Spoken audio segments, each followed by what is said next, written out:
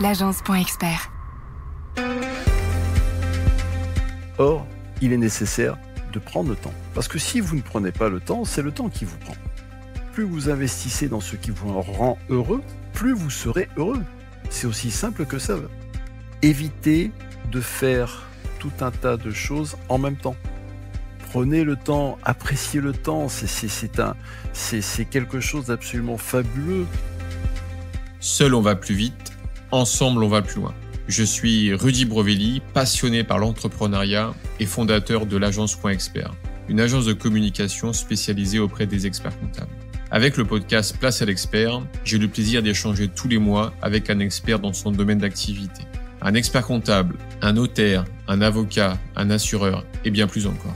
Mon objectif est de nous apporter un maximum de solutions et d'astuces pour faciliter et pour améliorer notre quotidien d'entrepreneur. Ensemble, grâce aux conseils de nos experts, faisons décoller notre business. Et tout de suite, place à l'expert. J'ai le plaisir d'accueillir ce mois-ci une nouvelle fois François Michalon, expert en force mentale et du comportement. François est le fondateur et dirigeant de la société de conseil Motivation Première qu'il a fondée en 2001.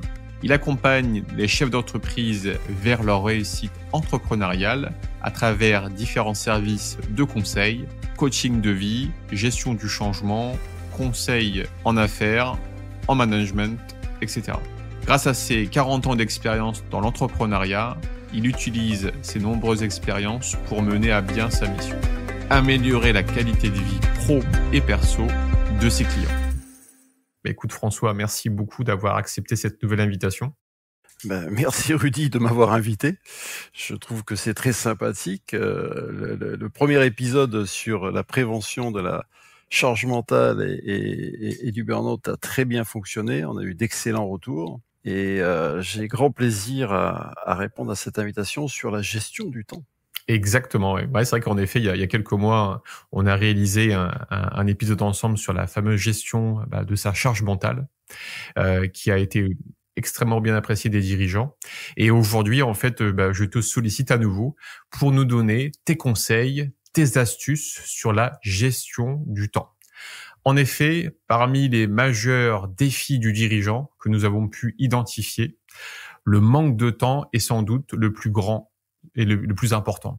Paradoxalement, à l'heure où les technologies cherchent à nous faire gagner du temps, sans cesse, plus de temps, on a l'impression, en fait, on a le sentiment d'en disposer de moins en moins.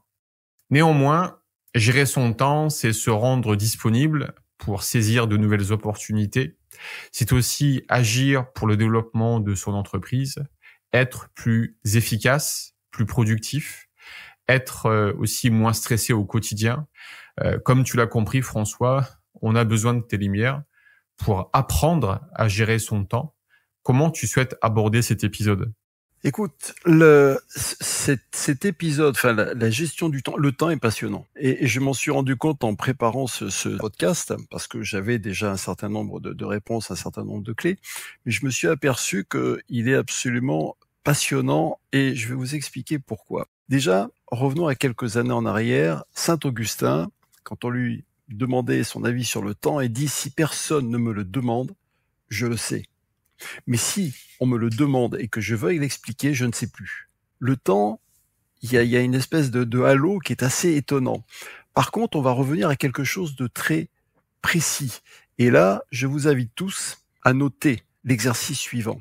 Il faut savoir que on est tous à peu près égaux en termes de temps. C'est-à-dire que nous avons en moyenne 30 000 jours à vivre. Tous, hommes ou femmes. C'est une moyenne. Maintenant, l'exercice que je vous propose, et qui est peut-être pas évident, très simple, mais pas évident, c'est-à-dire c'est de se mettre face à soi-même, partant du principe que la durée de vie des hommes est de 79 ans, et vous, mesdames, 85 ans, eh bien, calculez le temps qu'il vous reste. Et là, on est face à soi-même, et là, on se dit, waouh, est-ce que j'ose le faire ? Évidemment, si j'ai 30 ans, jusqu'à 79 ans, ça va, j'ai le temps. Mais si j'en ai, mettons, 50, 60, 70, ouf. Et c'est là où ça devient intéressant. Pourquoi ? Parce que ça va vous permettre de prendre conscience de la valeur du temps et peut-être même, voire de mieux l'apprécier. Parce que c'est une question également, et on en reviendra, sur la conscience du temps. est-ce que le temps, quelle est la valeur du temps? Pour certains, ça n'a pas de valeur. Pour d'autres, c'est une grande valeur. Je vais vous raconter d'ailleurs tout à l'heure une histoire sur Warren Buffett qui est excellente. Quelle est la valeur que vous donnez au temps? Rien que déjà ça vous permet de réfléchir. Ça peut beaucoup en dire, ouais, c'est vrai. Ah, mais c'est rien qu'avec ça, mais c'est un exercice, c'est une clé, parce que on se dit waouh, c'est vrai. Qu'est-ce que j'ai fait de tout mon temps? Est-ce que j'ai construit des choses? Est-ce que j'en ai profité? Est-ce que je l'ai laissé passer sans rien faire? Et ce qui est intéressant, encore une fois, c'est votre état d'esprit par rapport au temps. Ce que je dis très souvent lors d'accompagnement de dirigeants ou lorsque je fais des masterclass, je dis voilà, c'est très simple, c'est quel est votre état d'esprit au départ? Parce qu'en fonction de votre état d'esprit, de votre implication, vous aurez un résultat qui sera différent à l'arrivée. Et complètement. Ouais. Donc si aujourd'hui, à partir de maintenant, dire bon, ça va, le temps, je remets tout ça à zéro, je regarde, qu'est-ce qui me reste? Ah, je vais peut-être aller à l'essentiel. Et je vais peut-être arrêter de me perdre dans tout un tas de choses qui ne me servent à rien. Et ça rejoint une clé que je vous donnerai tout à l'heure, ça rejoint un côté discipline. Si vous mettez de la discipline dans votre vie, eh bien vous allez vous apercevoir que vous allez moins gaspiller votre temps. Vous n'allez plus le gaspiller parce que vous allez aller à l'essentiel. En fait, on va trier en fait nos tâches, c'est ça? Oui, c'est ça. Parce que en continuant sur le temps, parce que le temps, quelque part, le temps c'est un concept. On peut pas définir le temps comme une chose que l'on pourrait tenir ou voir. Je vous ai cité Saint Augustin tout à l'heure. Saint Augustin disait encore, c'est en toi mon esprit que je connais le temps. Donc, regardez bien, c'est le cerveau de l'homme qui a conçu cette notion du temps. Vous voyez bien qu'on est rythmé par rapport à des respirations, à des battements de cœur. Ce sont des rythmes. On peut parler des rythmes de musique. Donc, on est conditionné par rapport à tout ça. Si vous allez même plus en avance dans le côté enfance, l'enfance, on est rythmé par les premiers biberons, les tétés, etc. Donc, ça nous met dans un rythme. Après, il y a le sommeil, il y a tout un tas de choses. Donc, tout est géré à partir de là. Mais si vous retirez la montre, il n'y a plus de temps.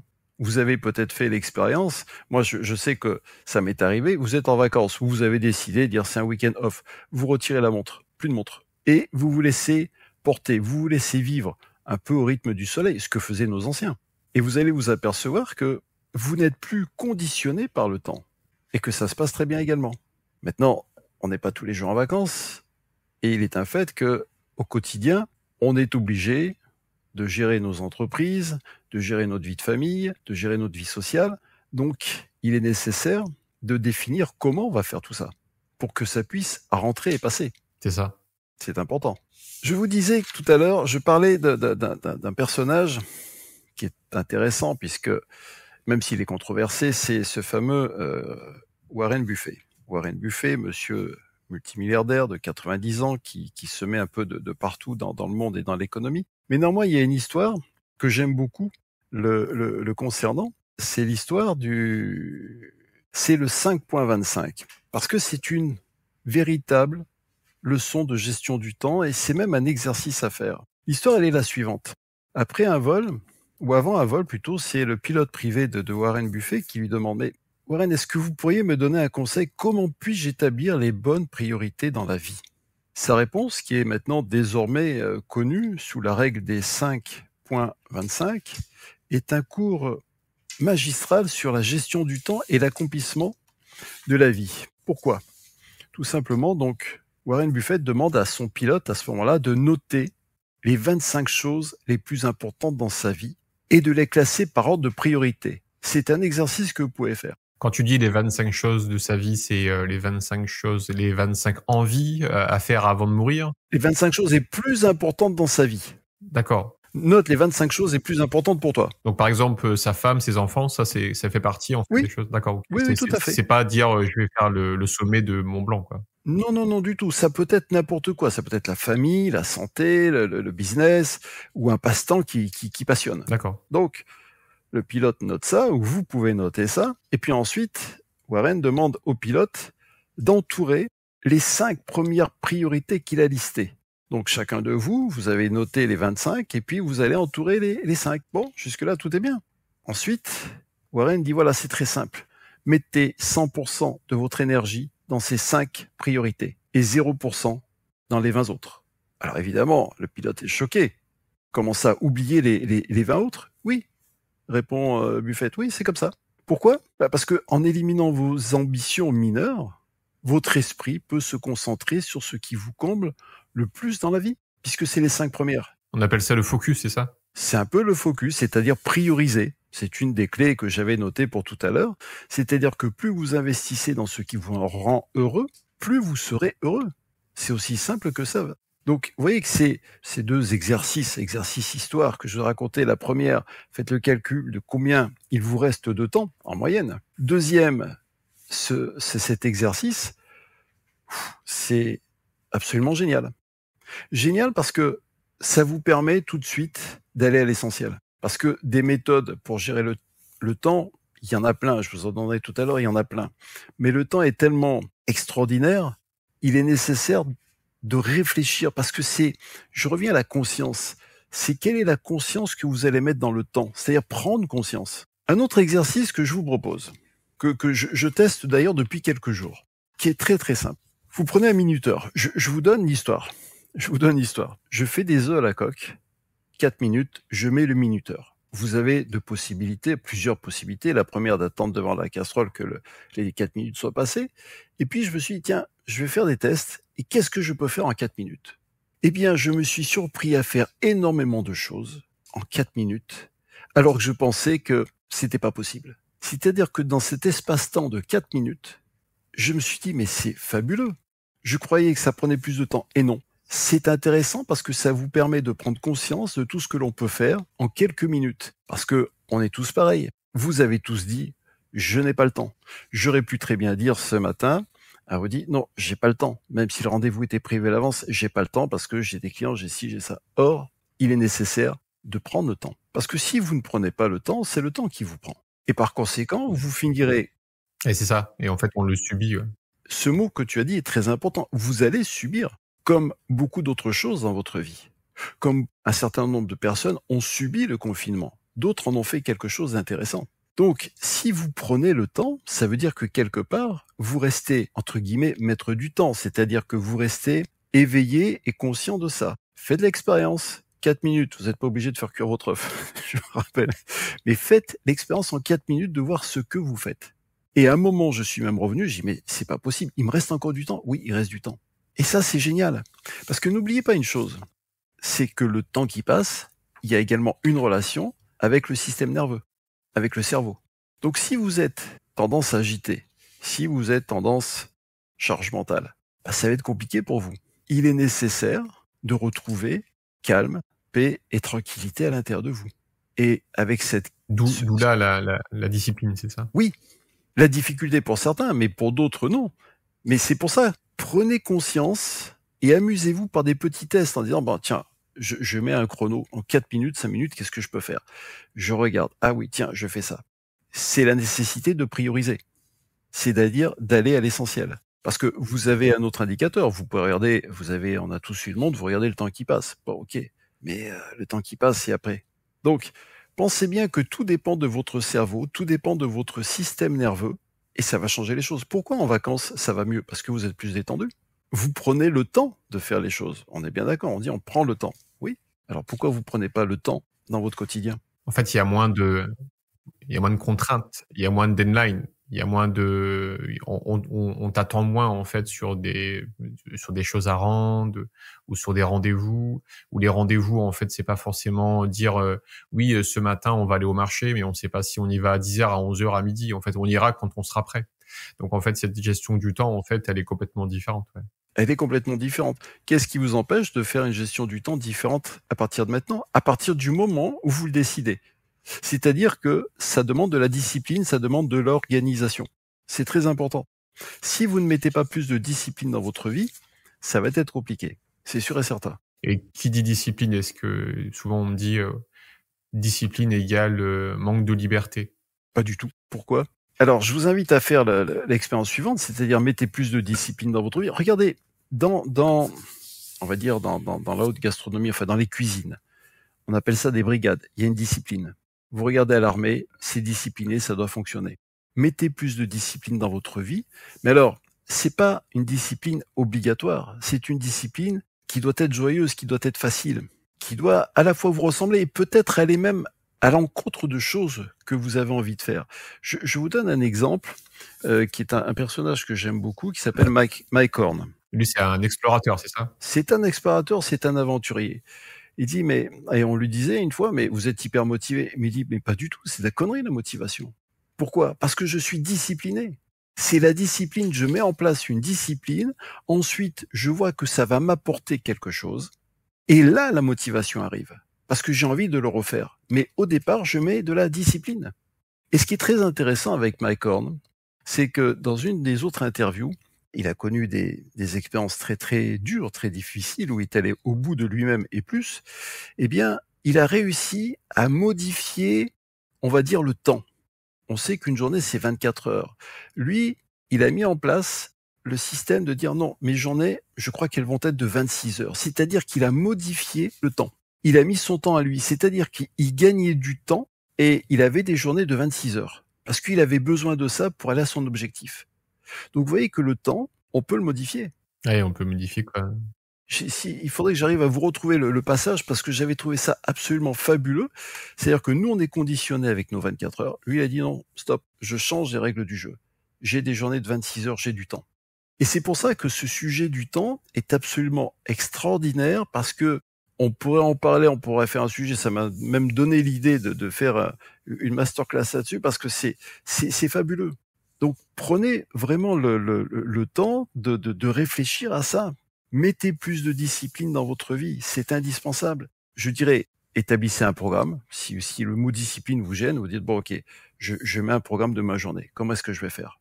Alors, si vous ne savez pas faire, vous avez aujourd'hui plein de services sur le net ou d'applications qui vous permettent de mettre en place, vous avez de mémoire, vous avez la méthode, Pomodoro. Je ne sais pas si vous connaissez la technique Pomodoro. Tout à fait, ouais. Bon, c'est très connu.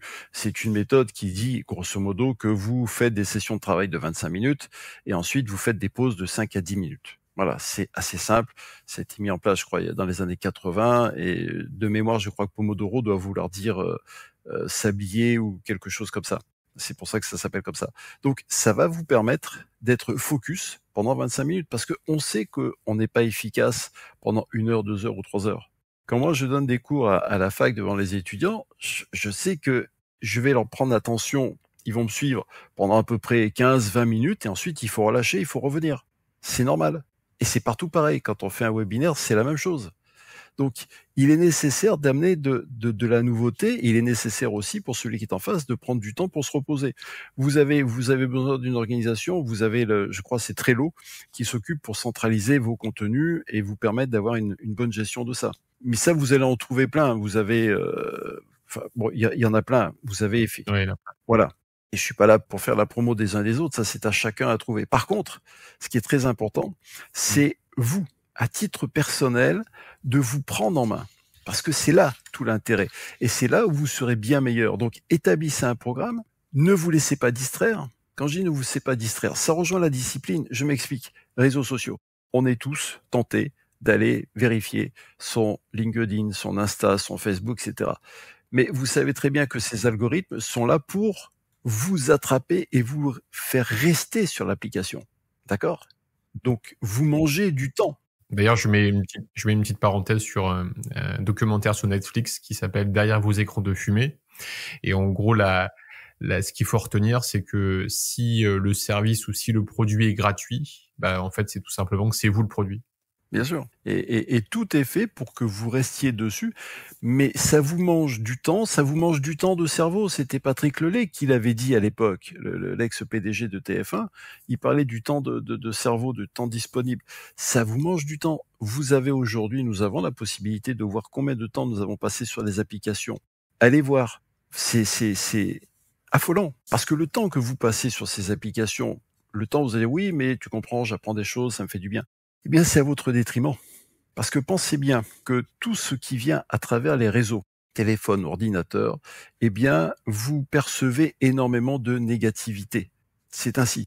Donc, vous avez intérêt à aller faire ce qui est à faire le minimum, et après, mettre ça de côté.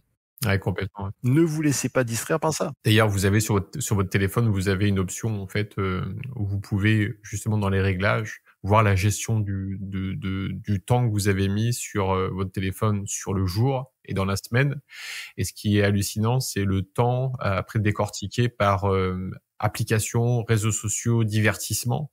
Et j'ai fait le test la dernière fois à ma femme et c'était bluffant parce qu'elle a passé 5 heures dans la semaine sur réseaux sociaux. 5 heures. Et pour juste voir des publicités, quoi. Oui, mais complètement. Et c'est là où il y a le danger, c'est-à-dire que ça vous mange du temps. Et votre temps est précieux. N'oubliez pas, revenez à l'essentiel. Combien il me reste de temps? Waouh, mince, j'ai mangé 5 heures de temps. À quoi ça me sert? À rien. Est-ce que ça m'a apporté, je dirais, une qualité de vie intérieure? Non. Est-ce que ça a amené une qualité pour ma famille, pour mes affaires? Non. Bon, alors, quelle est la bonne décision? Parce que c'est une question de choix. Ouais, c'est ça. Ouais. Il est nécessaire de savoir choisir. On peut pas à la fois passer du temps sur les réseaux et être efficace. Donc ça vous mange de la qualité de vie, et également une des clés pour la bonne gestion du temps, c'est de bien dormir. Or, vous savez, et on l'a tous fait, que le soir, avant de vous coucher ou dans le lit, de continuer à être sur le téléphone et sur les réseaux, ça vous mange de la qualité de sommeil. Et le sommeil est important pour le cerveau, important pour le corps, pour se reposer. Il est important aussi pour les yeux, puisque les yeux ont une relation directe avec le cerveau.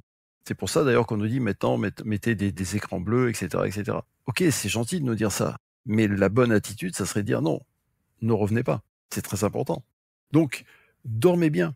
Également, clé d'or du temps, et j'en ai parlé tout à l'heure, c'est vivez en conscience. Vivez le plus possible en conscience, parce que le temps, ce sont des morceaux de conscience. Si vous avez conscience du temps passé, du moment présent, ça va vous aider. Parce que sinon, vous vivez en inconscience. Et le temps passe. Et on se réveille entre guillemets, oh mince, dis donc, je viens de passer 1 heure sur les réseaux. Oh, parce que vous étiez en inconscience. Donc il est très important de reprendre conscience pour améliorer votre qualité de vie et votre temps. Parce que le temps, c'est une qualité. On dit bien, le temps, c'est de l'argent. Je vous invite à écouter, si vous l'avez jamais entendu, le sketch de Raymond DeVos sur le temps. Et à un moment donné, il dit, mais pourquoi courent-ils si vite, tous ces gens-là? Pour gagner du temps. Mais comme le temps, c'est de l'argent, plus ils courent vite, plus ils en gagnent. Et DeVos, allez écouter ce sketch, il est absolument fabuleux. On croit que, effectivement, dans le dicton populaire, on va gagner du temps parce qu'on court vite. Mais non.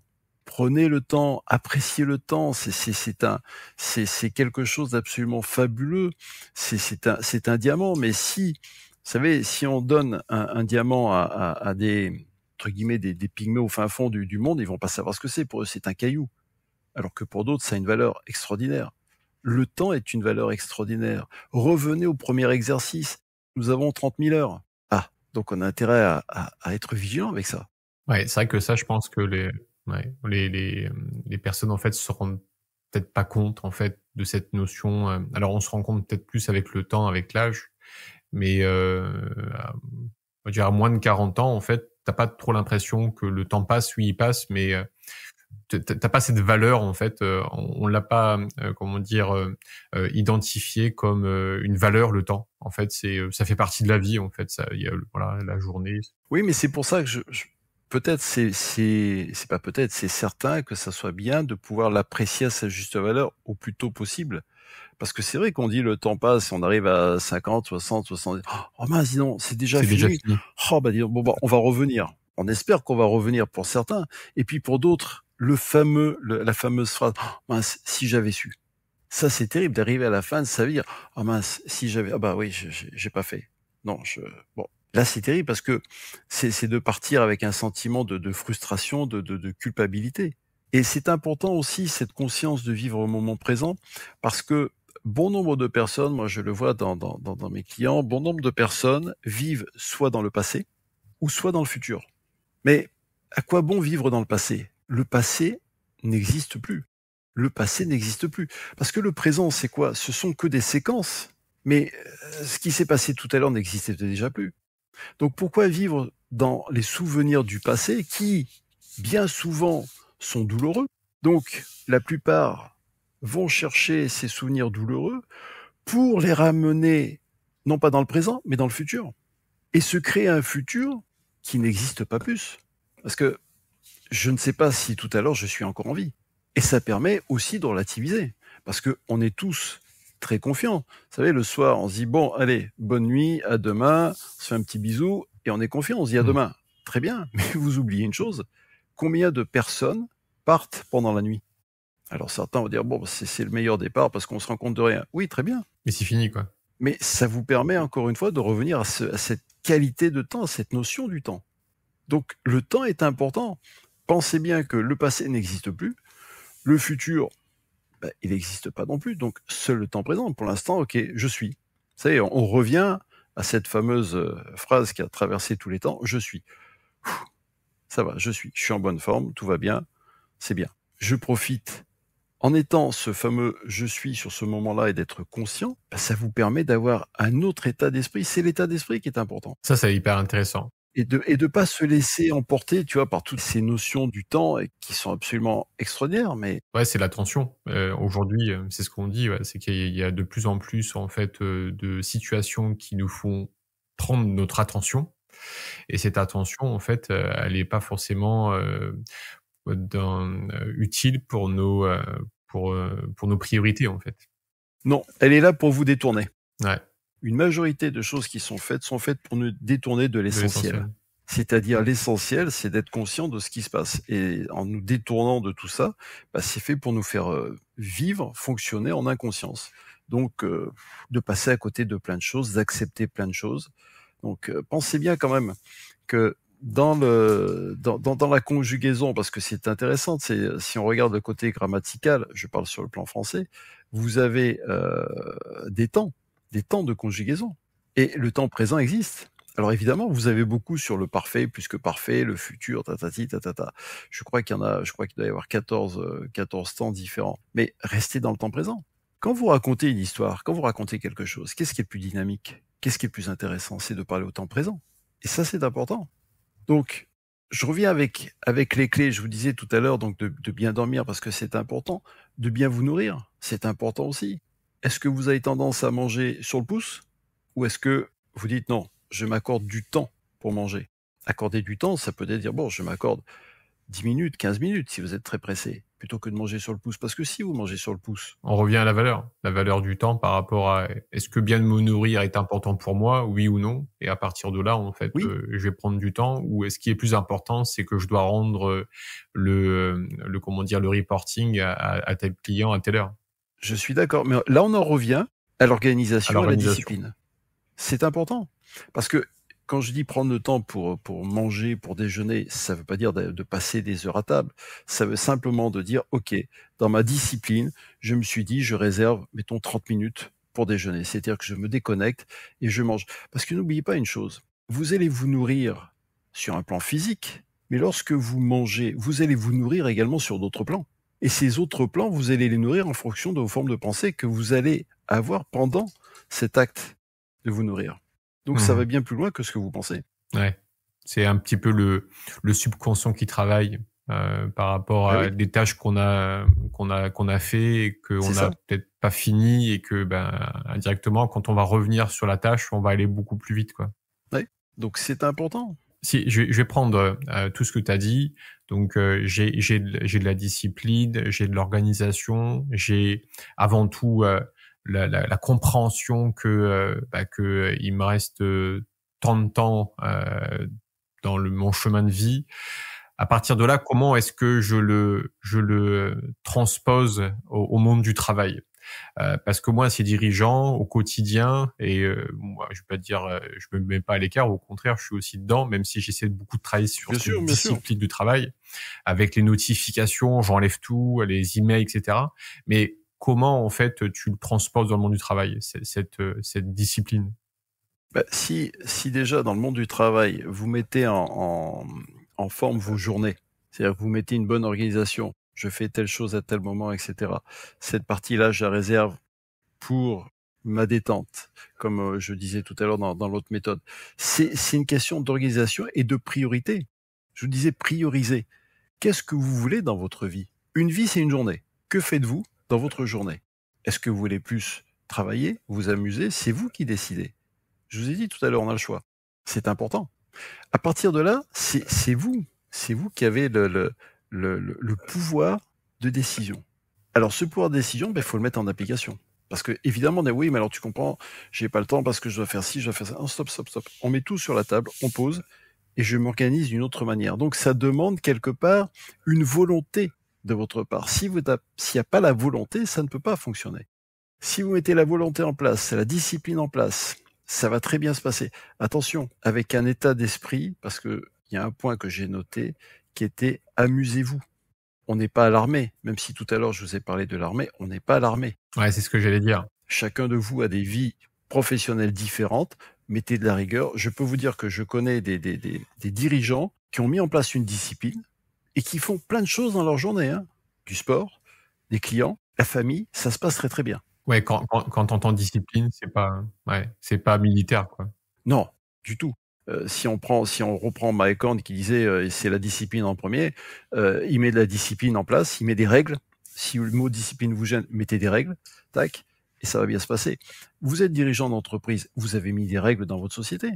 Chacun sait ce qu'il doit faire, etc. Eh bien vous devez mettre des règles pour vous dans votre vie. Mais faites en sorte que ça soit quelque chose d'amusant. Donc amusez-vous. Ça, c'est une des clés. Amusez-vous. Une autre des clés, évitez de faire tout un tas de choses en même temps.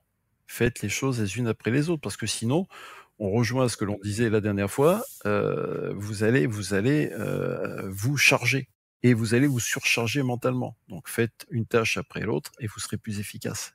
Est-ce que toi, t'es pour dire, je me connecte, je commence ma journée avec la tâche qui est la plus complexe, la plus lourde à gérer. Comme ça, après, je me libère et après, je fais les autres tâches qui nécessitent moins de concentration. Par exemple. Ouais. Par exemple, parce qu'on sait que le matin, on est plus performant, plus ouvert, etc. Donc, faites peut-être les choses que vous n'avez pas envie de faire ou qui sont le plus contraignantes pour vous, faites-les le matin. Comme ça, après, vous êtes débarrassé et vous passez à autre chose, bien sûr. Après, ce que j'ai appris avec le temps sur la gestion du temps et focus organisation, c'est que c'est vraiment propre à chacun. Il y a pas de recette miracle. J'ai lu beaucoup de livres, je suis allé à pas mal de conférences, mais en fait, au bout du compte, je me rends compte que on veut dire je vais suivre cette méthode, mais en fait non, mais cette méthode peut-être qu'elle ne convient pas à toi. Je pense qu'il faut se tester, retester, retester. Voilà, si je prends moi mon cas, le matin je suis plus en mode production et donc pour être hyper focus et organisé, notification, ça j'ai banni. Ça fait depuis plusieurs années j'ai plus de notifs. Le téléphone il est éteint. Mes rendez-vous c'est que l'après-midi. Et ce qui me permet en fait, je réponds à mes mails 3 fois par jour. Et avec cette organisation, je vois mes collaborateurs quand je leur explique la façon de comment je travaille, mais quand ils me voient mon emploi du temps, ils me disent je sais pas comment tu fais pour faire autant dans une journée. Et alors après certains me disent que t'es très discipliné. Alors je vais leur dire oui, c'est vrai qu'il y a une grosse autodiscipline, mais d'un côté à la fin de la journée, je suis hyper, en fait ça développe de la dopamine quoi, parce que je suis hyper content en fait. C'est ça. Voilà, j'ai fait ce qu'il fallait faire. Tu as fait ce qu'il fallait faire, tu l'as dit de toute façon, c'est un peu personnel à chacun. Bien sûr que tout à l'heure je vous ai dit il y a des sites, il y a des méthodes, etc. Mais c'est personnel à chacun. C'est pour ça que je vous donne ce que j'appelle des clés, qui sont des clés en fait universelles, mais si vous les appropriez et que vous les adaptez à votre quotidien, ça va fonctionner. C'est comme également une chose qui est très importante, apprenez à dire non. Parce que si vous n'apprenez pas à dire non, ça va vous manger votre journée. Autre chose qui est important aussi, c'est penser à équilibrer votre journée. L'équilibre est très important dans une vie. L'équilibre et l'harmonie sont très importantes. Si vous êtes quelqu'un d'équilibré, automatiquement, votre vie extérieure sera équilibrée, votre journée sera équilibrée, puisque vous êtes le reflet de ce que vous êtes. Quand t'entends équilibré, c'est à quel niveau pro, perso ou équilibré en termes de tâches t'entends quoi par équilibré? Je dirais, quand je dis équilibré, c'est faites à la fois des choses qui doivent être faites et des choses qui vous font plaisir. Okay. Comme ça crée un bon équilibre. D'accord? C'est important. Et faites en sorte qu'il y ait une harmonie. Pour qu'il y ait de l'harmonie, trouvez un amusement. Parce que vous pouvez faire des choses qui peuvent sembler difficiles ou rébarbatives. À vous de trouver l'art et la manière de faire en sorte que ça soit plus amusant. Ouais. Ou sinon, on peut l'automatiser ou le standardiser. Oui. Autre clé également qui est importante, n'hésitez pas à demander de l'aide. Ok, déléguer, ouais. C'est important. Alors, demander de l'aide et déléguer. C'est encore deux choses différentes. Ouais. Demander de l'aide, vous savez pas faire quelque chose, alors soit vous dire, bon, je vais y passer un temps fou, mais tu vas voir, je vais apprendre, etc.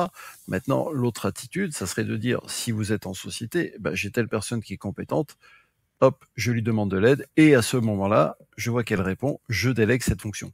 Ça va vous faire gagner du temps.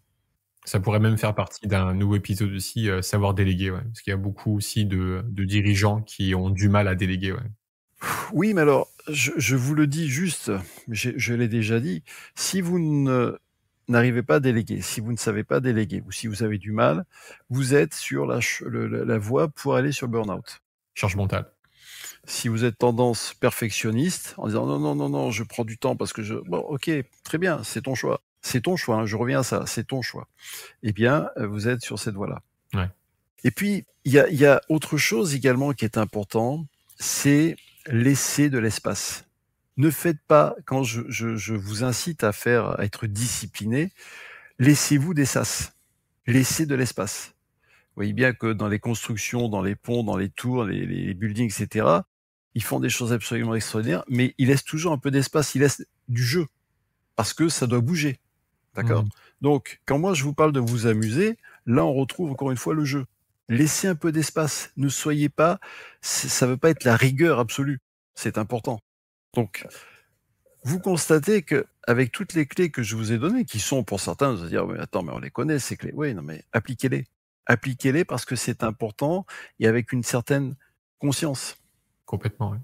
Et si tu aurais le mot de la fin, ça serait lequel ? Le mot de la fin, j'allais vous dire, à chaque fois que vous pensez au passé et au futur, vous vous retirez une puissance énergétique du présent parce que le présent est très puissant. Donc, ne gâchez pas cette puissance du présent parce que c'est dans le mot, c'est un présent. D'accord ? On a la chance d'avoir une langue française absolument extraordinaire, donc c'est un présent. Alors, profitez de ce présent et n'allez pas l'abîmer ou le banaliser. Ouais, comprendre que le présent est rare et qu'il faut vraiment en fait s'en servir comme un allié que comme un ennemi, quoi. Absolument, c'est un allié. Regardez le nombre de fois on a tous dit un tel est parti ou il est décédé, il a des problèmes, etc. Et on dit ah bah oui. Et on revient à l'élémentaire, on dit bah c'est vrai qu'on revient à des choses basiques, élémentaires. La bonne santé, le temps présent, on est en vie, tout va bien.